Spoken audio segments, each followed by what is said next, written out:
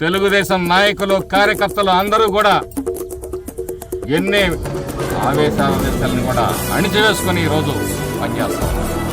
ఒక్కసారి ఆయన కానీ ఈ పిచ్చివాగుడికి బ్రేక్ వేయమంటే తగిన బుద్ధి చెప్పడానికి ఈరోజు తెలుగుదేశం కార్యకర్తలు నాయకులు అందరూ కూడా సిద్ధంగా ఉన్నారు. మంచిగా ఉన్నప్పుడు దాన్ని కాపాడుకోండి, విలువల్ని కాపాడుకోండి.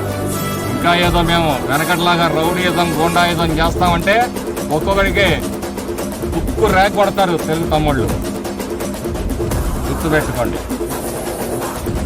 ముఖ్యమంత్రిగా 5 ఏళ్ళు చేసావు, ఏం పీకావు? రాష్ట్రాన్ని ఏ కాలంలో మట్టి తీసావు? ఏ చెరువులు కట్టలు స్ట్రెంథన్ చేసావు? ఏ రోడ్లు వేసావు?